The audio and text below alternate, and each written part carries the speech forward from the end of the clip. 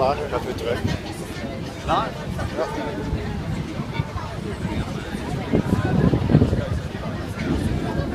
Okay, well, good afternoon ladies and gentlemen, boys and girls, and welcome aboard the fully air-conditioned Charing Cafe for our journey downstream to St Catherine's Bedford Tower. Now first of all, I've got to give you a short safety announcement, nothing to alarm you, just we're required to do so by law. The vessel you're travelling aboard has a full complement of life rafts, life jackets and firefighting equipment. Life rafts are situated on the roof of the vessel above myself, and life jackets are situated in the large blue and white box compartments around the main deck and also beneath us in the lower cabin. All emergency exits, as you can see, are more than obviously marked. It's simple, swing yourself over the side and operate the life ring. We're in constant radio contact with all navigation authorities on the route ends, and in the highly unlikely event of an emergency, you'll see me and my colleague waving to you from the shore shouting junction. It's a joke, of course, please listen to instructions given to you by a member of the crew. Now after all that, do any of you on board actually understand a single word of what I'm saying? Does anyone on board speak or understand the language of English? Show of hands please, probably all at once. A few of you. Nice that I'm not talking to myself, I do that enough at home. Now if you'd like, on the way downriver, I could point a few of the places of interest out here. Would you like that? Yeah. Okay, well I must forewarn you, I'm not a professional guide. I'm just a member of the crew. So to do make any mistakes, please bear with me. Do not physically or verbally abuse me, and please do not throw anything at me. I am very, very fragile. That's the part where you're all meant to go, ah. For those of you foreign passengers on board that have absolutely no idea what I'm saying, in English we call that tough.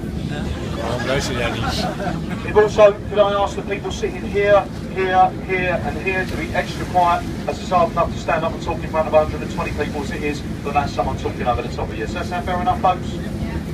Excellent. Right, now we're about to work our way through the heart of our country's capital city. Over 2,000 years worth of history, and we'll do our very, very best to point out as much of it to you as we possibly can. First point of interest is here to the right hand side, the large concrete building with the flashing billboard in the centre. That's the National Theatre, one of London's most premier theatres. It incorporates 3 separate ones within it, those being the Cottesloe, the Littleton and the 1400-seater St Lawrence Olivia.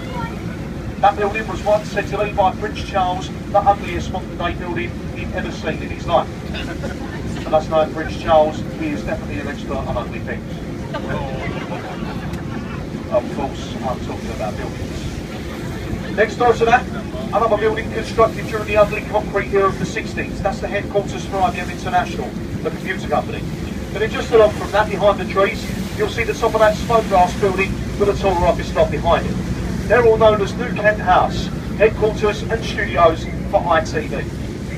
They're the people responsible for filming such tripe as Britain's Got Talent.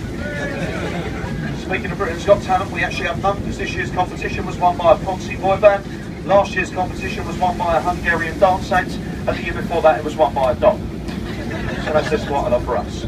Also filmed over there is The X Factor, and the programme that everyone loves, and the next Saturday night. Take away.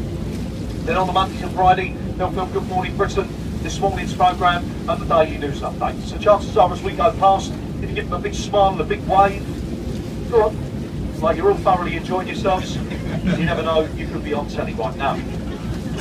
If you've described the day off work, or you're here with someone else's husband or wife, I suggest you look back to the left. So if you do look left though, the white ship here, that's the Wellington, formerly a sloop and Her Majesty's Royal Naval Craft. She now stands there today permanently moored and open as a floating livery hall to the Honourable Company of Master Mariners. You have to be a retired sea captain to become a member of that club, and the president of it is the Duke of Edinburgh, Prince Philip. Look to the star end of the ship though, on the river's wall there, you'll see that concrete archway with the figurehead of Old Farmer Thames looking down over his river.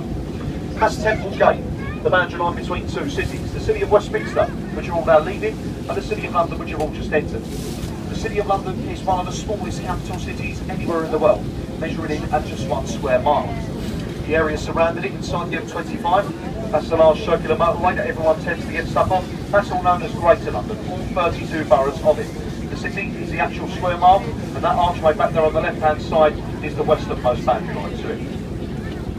Now, back to our right hand side ahead of us here, you'll see this large red brick building with a spire at the top. Look to the spire, you'll see the letters OXO. Well, you probably guessed it, that's where they used to make them famous little brown stock cubes that make the best gravy in the world. That's it, of course, you can get them out of the little silver wrappers. Formerly the headquarters for Oxo.